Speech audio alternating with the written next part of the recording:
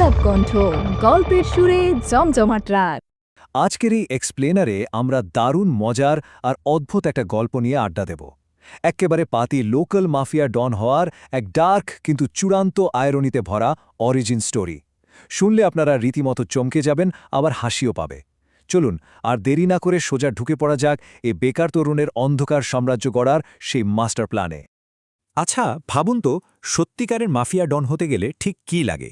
রকচটা মেজাজ, নিষ্ঠুরতা, নাকি লোড করা একটা চকচকে বন্দুক? ক্রাইম থ্রিলারের প্লট মনে হচ্ছে, তাই না? কিন্তু আমাদের আজকের এই গল্পের হিরো থুড়ি ভিলেনের মোটিভেশনটা শুনলে আপনি তাজ্জব বনে যাবেন। ক্ষমতা বা টাকার লোভ নয়, তার ডন হওয়ার পেছনে লুকিয়ে আছে স্রেফ চুরি যাওয়া এক বাক্স রাজভোগ। হ্যাঁ, ঠিকই শুনছেন।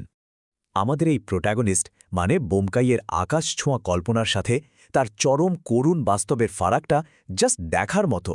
সে দিনরাত স্বপ্ন দেখে ডন হওয়ার, ভাবে রাস্তায় বেরোলে লোকে তাকে সমঝে চলবে, দুই পাড়ার গ্যাংওয়ার সে এক তুড়িতে থামিয়ে দেবে, আর বাজারে গেলে মাছওয়ালা তাকে দেখেই ফ্রিতে পেল্লায় সাইজের কাতলা মাছ ধরিয়ে দেবে। ভিআইপি সিটে বসে ফুটবল ম্যাচ দেখার দিবাস্বপ্নও আছে। কিন্তু রিয়ালিটিটা কি? রিয়ালিটি হলো সে একজন ২২ বছরের আদ্যপ্রান্ত বেকার গ্র্যাজুয়েট, বুকে তার একরাশ হতাশার সিলিন্ডার, আর রোজ সকালে নিয়ম করে চাকরি খোঁজার জন্য বাবার জবরদস্ত বকুনি খাওয়াটাই তার রুটিন। তো এই ডন হওয়ার আজব ভূত তার মাথায় চাপল কি করে? এর জন্য আমাদের একটু ফ্ল্যাশব্যাকে যেতে হবে।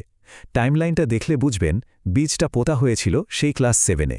বোমকাই তখন নেহাতি বাচ্চা। পাড়ার এক বিরাট ছোকরা মস্তান ছিল, নাম তোতনদা। একদিন সে মাঝরাস্তায় বোমকাইয়ের হাত থেকে তার পিসেমশাইয়ের জন্য কেনা মিষ্টির প্যাকেট স্রেফ ছিনতাই করে নেয়। ব্যাস, ওই চরম ট্রমাটিক ঘটনায় বোমকাইয়ের জীবনের মোড় ঘুরিয়ে দিল। আর ২২ বছর বয়সে এসে বেকারত্বের জ্বালায় সেই পুরনো ডন হওয়ার বাসনা আবার চাগার দিয়ে উঠল। এখন তার একটাই লক্ষ্য, একটা অস্ত্র জোগাড় করা। সেই ঐতিহাসিক মিষ্টি ছিনতাইয়ের দিনে তোতনদা ঠিক কী বলেছিল জানেন? তোতনদা ছিল একেবারে পেল্লায় পাঠান চেহারার এক মস্তান। সে বোমকাইয়ের হাত থেকে ৪-৪টে রাজভোগের প্যাকেট কেড়ে নিয়ে স্রেফ বলে দিল, এই রাজভোগ তো এক একটা পেটোর সাইজ, তোর পিসেমশায়ের যা লিকলিকে চেহারা, এগুলো হজম করতে পারবেন না। ভাবুন একবার, একটা বাচ্চার চোখের সামনে তার পিসেমশায়ের রাজভোগ গপ গপ করে খেয়ে নেওয়ার এই নির্মম ঘটনাই বোমকাইয়ের ভেতর প্রতিশোধের আগুন জ্বলে দিয়েছিল। ওই রাজভোগ হারানোর অবিচার থেকেই জন্ম নিল তার মস্তান হওয়ার। কিন্তু মশাই, সময়ের কি অদ্ভুত পরিহাস! যে তোতনদাকে দেখে বোমকাই একদিন ভয়ে কাঁপত, প্রতিশোধের আগুনে ফুটত, সেই তোতনদা আজ কোথায়? শুনলে হাসি চেপে রাখতে পারবেন না। সে আজ আর কোনো মস্তান টস্তান নেই। একদিন একটা হনুমানের তাড়া খেয়ে পাঁচিল থেকে লাফ দিতে গিয়ে তার কোমর ভেঙেছে। এখন সে লাঠি ছাড়া হাঁটতেই পারে না, আর সারা দিন চুপচাপ বাবার মুদির দোকানে বসে নিভৃতে হিসেবের খাতা লেখে। মানে বুঝতে পারছেন তো, বোমকাইয়ের এই যে এত বছরের প্রতিশোধের আগুন, সেটা এখন পুরোপুরি যাকে বলে মিনিংলেস। কিন্তু তোতনদা রিটায়ার করলেও কি হবে? বোমকাইয়ের মস্তান হওয়ার জেদ তো আর কমেনি। সে তার এই সুপ্ত বাসনার কথা জানালো তার জিগেরি দোস্ত ছোটকুকে, আর ছোটকু তাকে দিল ডন হওয়ার এক আল্টিমেট মাস্টার প্ল্যান। সে সাপ জানিয়ে দিল, ওই লিকলিকে চেহারা নিয়ে আর যাই হোক পাড়ার ডন হওয়া যাবে না, বডি বানাতে হবে। তার জন্য জিমে ভর্তি হতে হবে, নিয়ম করে ছোলা আর গুড় খেতে হবে, আর সবথেকে ইম্পর্টেন্ট জিনিস, হাতে একটা মেশিন থাকতে হবে। এবার আপনাদের একটা মজার হিসেব দিই। এই যে ২.৫ সংখ্যাটা, এর মাহাত্ম্য কি জানেন? ছোটকুর কথা শুনে বোমকাই মহা উৎসাহের সংঘশ্রী ব্যায়াম সমিতিতে ভর্তিত হল।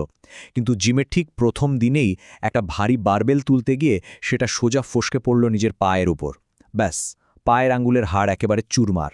আর এই ২.৫ মাস হলো সেই সময় যতদিন বোমকাইকে স্রেফ বিছানায় শুয়ে সিলিং ফ্যান গুনতে হয়েছিল। জিম পর্ব শুরু হওয়ার আগেই ওখানেই চিরতরে খতম। জিম প্ল্যান তো ফ্লপ হলো। তখন ছোটকু বোঝাল মস্তানের আসল পাওয়ার হলো তার মেশিন। এবার এখানে বোমকাইয়ের ইনোসেন্সটা দেখুন। সে তো মহা কনফিউজড। সে ভাবল মেশিন মানে বোধহয় তাদের বাড়িতে রাখা মায়ের ওই পুরনো সিঙ্গার সেলাই মেশিনটা। সে মনে মনে ভাবছে, ওই পেল্লায় ভারী সেলাই মেশিন ঘাড়ে করে রাস্তায় রাস্তায় ঘুরে সে লোকজনকে ভয় দেখাবে কি করে? তখন ছোটকু তাকে রিয়েলিটি চেক দিয়ে জানালো, আরে বোকা, মেশিন মানে সেলাই মেশিন নয়, আগ্নেয়াস্ত্র, বন্দুক, যেটা কোমরে গোঁজা থাকলেই পাবলিকের হাঁটু এমনিতেই কাঁপবে। ব্যাস, বন্দুকের খোঁজে শুরু হলো বোমকাইয়ের আন্ডারওয়ার্ল্ড অভিযান, যার রীতিমতো হাসির খোরাক। একটা পাতি বন্দুক কেনার জন্য সে লোহা ভাঙাওয়ালাদের পেছনে ঘুরঘুর করতে লাগল। শেষে একজনের কথায় ৩৫ টাকা অ্যাডভান্স দিয়ে ঘোর অমাবস্যার রাতে দক্ষিণ কালী মন্দিরের পেছনে গিয়ে ঘাপটি মেরে বসে রইল। কিন্তু কোথায় কি, ডিলার তো এলেই না, উল্টে মশার কামড় আর এক দঙ্গল রাস্তার কুকুরের তাড়া খেয়ে তাকে জান হাতে করে পালাতে হলো। ওই যে ৩৫ টাকা লস হলো, সেটা বোমকাইয়ের কাছে যেন কোনো বিরাট সিন্ডিকেট ডাকাতির থেকে কম ছিল না। কিন্তু বোমকাই তো দমার পাত্র নয়। অনেক কাঠখড় পোড়ানোর পর অবশেষে সেই ব্রহ্মাস্ত্র তার হাতে এলো। একদিন কানাইগড়ে বন্ধু সুব্রতর বাড়িতে গিয়ে সে টেবিলের উপর জিনিসটা দেখল, এক্কেবারে পুলিশ বা গোয়েন্দাদের সিনেমার মতো চকচকে। কিন্তু আসল টুইস্টটা শুনবেন, ওটা কোনো আসল বন্দুকই ছিল না। সুব্রত পাড়ার নাটকে মস্তানের অভিনয় করেছিল, আর এটা ছিল স্রেফ সেই নাটকের একটা প্লাস্টিকের প্রপ। কিন্তু বোমকাইয়ের তাতে থোড়াই কেয়ার। সেও নাটকে অভিনয় করার নাম করে দিব্যি ওটা ধার করে নিয়ে এলো। কোমরে ওই প্লাস্টিকের খেলনা বন্দুকটা গুজেই বোমকাইয়ের মনে হলো সে যেন আন্ডারওয়ার্ল্ডের বাদশা হয়ে গেছে। তার ভেতরে এক অদ্ভুত ফেক কনফিডেন্স কাজ করতে শুরু করলো। সে মনে মনে গ্যাংস্টার মুভির সিন ভাবতে শুরু করলো। এখন সে রাস্তা দিয়ে হাঁটলে পাবলিক দুভাগ হয়ে রাস্তা ছেড়ে দেবে, সে চোখের ইশারায় গ্যাং ওয়ার থামিয়ে দেবে, বাজার দোকানে তার নামে বাঘে গরুতে এক ঘাটে জল খাবে। এমনকি পুলিশ অফিসাররাও নাকি তাকে দেখে স্যালিউট ঠুকবে। কিন্তু এই বিশাল মাফিয়া ফ্যান্টাসির পর তার প্রথম অ্যাসাইনমেন্টটা কী ছিল জানেন? তার প্রথম টার্গেট হল পাড়ার বেকারি মালিক বিজন হালদার। কেন? কারণ বিজন হালদার একবার তাকে একটা পচা কেক গছিয়েছিল। ভাবুন একবার অবস্থা, বোমকাই সোজা বেকারিতে গিয়ে তার সেই প্লাস্টিকের মেশিনটা বিজন হালদারের ঘাড়ে ঠেকিয়ে দাঁতে দাঁত চেপে সিনেমার কায়দায় বলল, একদম নড়াচড়া করবি না, করলেই গরুম। কিন্তু বোমকাইয়ের এই ফার্স্ট অ্যাসাইনমেন্ট সুপার ফ্লপ। বিজন হালদার তো ভয় পাওয়াই দূরের কথা, এক ঝটকায় ঘুরে দাঁড়িয়ে বন্দুকটা খপ করে কেড়ে নিল। তারপর সেটার দিকে এক পলক তাকিয়ে চরম তাচ্ছিল্য করে বলে উঠল, শেষ পর্যন্ত নকল মাল। এই বলে খেলনা বন্দুকটা সে বোমকাইয়ের দিকেই ছুঁড়ে মারল। জাস্ট ভাবুন বোমকাইয়ের মনের অবস্থাটা। ডন হওয়ার আকাশকুসুম স্বপ্ন এক সেকেন্ডে একেবারে ধূলিসাৎ হয়ে গেল। এই চরম অপমানে আর হতাশায় বোমকাইয়ের একেবারে কাঁদো কাঁদো অবস্থা। সে দিশেহারা হয়ে একটা ফাঁকা বাসস্ট্যান্ডে এসে একটা ট্যাক্সি দাঁড় করালো। ড্রাইভার জিজ্ঞেস করল কোথায় যাবেন। ঘোরের ঘোরে বোমকাই বলে বসল চন্দনপুর, যার ভাড়া অন্তত ৫০০ টাকা। ট্যাক্সিতে উঠে বসার পর হঠাৎ তার খেয়াল হলো পকেটে তো মোটে ২৫ কি ৩০ টাকা পড়ে আছে। এই বিশাল ভাড়া সে দেবে কি করে? তখন প্রবল প্যানিক আর অ্যাংজাইটি থেকে সে হঠাৎ করে এই পকেট থেকে ওই নকল বন্দুকটা বের করে সোজা ড্রাইভারের কপালে ঠেকিয়ে বসল। আর ওই নকল বন্দুক দেখেই বেচারা ড্রাইভারের তো আত্মারাম খাঁচা ছাড়া। সে ভয়ে সিটিয়ে গিয়ে বোমকাইয়ের সব কথা মেনে নিল। শুরু হলো এক অদ্ভুত ইমোশনাল আর ক্রেজি ট্যাক্সি রাইড। রাস্তায় তখন বাস ধর্মঘট চলছে, আর আমাদের ডন বোমকাইয়ের মনটা তো আসলে নরম, তাই সে এক এক করে রাস্তার অসহায় মানুষদের তার এই হাইজ্যাক করা গাড়িতে তুলতে শুরু করল। কে নেই সেই গাড়িতে? এক বদমেজাজি লম্বা লোক যার নাম লম্বু, আর ছিল এক উদ্বিগ্ন কিশোর যে তার হাঁপানিতে মারাত্মক কষ্ট পাওয়া এক অসুস্থ দাদুকে নিয়ে হাসপাতালে যাওয়ার জন্যে রাস্তায় দাঁড়িয়েছিল। আর ঠিক এই ক্লাইম্যাক্সেই গল্পটা এক ইউ টার্ন নেয়। দাদুকে নিয়ে হুশ করে হাসপাতালে যাওয়ার পথেই ঘটল বিপত্তি। প্রবল ঝাঁকুনি দিয়ে ট্যাক্সিটা মাঝরাস্তায় ধোঁয়া ছেড়ে পুরোপুরি দাঁড়িয়ে পড়ল। ইঞ্জিনে বড়সড় গণ্ডগোল। এদিকে অসুস্থ বৃদ্ধের তখন শ্বাসকষ্টে প্রাণ যায় যায় অবস্থা। সেকেন্ডের মধ্যে ব্যাপারটা জীবন মরণের প্রশ্নে এসে দাঁড়ালো। এখন সবচেয়ে বড় প্রশ্ন হলো, একটা আনকোড়া বেকার ছেলে যে এতক্ষণ শুধু ডন হওয়ার মিথ্যে অভিনয় করছিল, সে এই চরম রিয়েল আর ক্রিটিক্যাল সিচুয়েশনটা সামলাবে কি করে? বিপদের ওপর আবার বিপদ। গাড়ির যখন এই করুণ দশা, তখন ওই যে লম্বু লোকটা আগে গাড়িতে উঠেছিল সে একেবারে চরম স্বার্থপরের মতো আচরণ শুরু করল। বোমকাই মরিয়া হয়ে বলল যে সবাই মিলে গাড়িটা ঠেলে অন্তত সামনের হাসপাতাল অবধি নিয়ে যেতে হবে। কিন্তু লম্বু রেগে আগুন। সে সাফ জানিয়ে দিল সে এসব ঠেলাঠেলির ঊর্ধ্বে নেই। সে ওই মুমূর্ষু বৃদ্ধকে মাঝরাস্তায় ফেলেই নিজের বাড়ির দিকে হাঁটা লাগাতে চাইল। এই লোকটা বোমকাইয়ের এই অ্যাক্সিডেন্টাল রেস্কিউ মিশনের পথে এক বিশাল কাঁটা হয়ে দাঁড়াল। কিন্তু এই চূড়ান্ত স্বার্থপরতা বোমকায়ের সহ্য হল না। তার ভেতরের সুপ্ত হিরো যেন জেগে উঠল।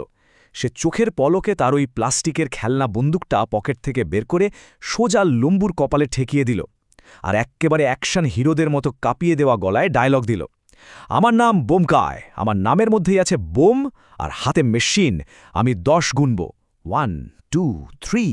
জাস্ট ভাবুন সিনটা। তার গলার ওই তীব্রতা আর কনফিডেন্স দেখে লম্বুয়া টুং শব্দ করার সাহস পেল না। আরে ফেক হুমকিতেই একেবারে ম্যাজিকের মতো কাজ হলো। প্রাণের ভয়ে সিটিয়ে গিয়ে লম্বু বাধ্য হয়ে আড়মোড়া ভেঙে গাড়ি ঠেলতে শুরু করল। সবার আপ্রাণ চেষ্টায় ঘামে ভিজে সেই অসুস্থ দাদু ঠিক সময়ে হাসপাতালে পৌঁছে গেলেন। ডাক্তার বললেন আর একটু দেরি হলেই বিপদ হতো। এই পুরো ঘটনার পর বোমকাইয়ের মনের ভেতর একটা অদ্ভুত শিহরণ জাগানো আনন্দের সৃষ্টি হল। সে সত্যিই সেদিন ওই এলাকার ত্রাতা বা মস্তান হয়ে উঠেছিল বটে, কিন্তু কাউকে খুন জখম করে নয়, একটা জলজান্ত মানুষের প্রাণ বাঁচিয়ে। তো এই দারুণ জার্নি শেষে এসে আমাদের সামনে একটা খুব সুন্দর আর দামি প্রশ্ন উঠে আসে। বোমকাই ডন হতে চেয়েছিল মানুষের মনে ভয় ঢুকিয়ে ক্ষমতা জাহির করার জন্য, কিন্তু রিয়েল আইরনিটা দেখুন, তার সেই মস্তানি আর নকল বন্দুক শেষমেশ একটা অসহায় মানুষের প্রাণ বাঁচাতে কাজে লাগল। হয়তো সত্যিকারের পাওয়ার বা ক্ষমতা ওই লোহার বন্দুকের নলে থাকে না, বরং চরম বিপদের মুহূর্তে হাল ধরে এই রুক্ষ পৃথিবীকে আরেকটু দয়ালু, আরেকটু সুন্দর করে তোলার মধ্যেই লুকিয়ে থাকে। এখানেই আজকের এই এক্সপ্লেনেরটি আমরা শেষ করছি। আশা করি এই অদ্ভুত, ফানি অথচ মন ভালো করা গল্পটা আপনাদের ভাবনার নতুন কোনো জানালা খুলে দেবে। ভালো থাকবেন।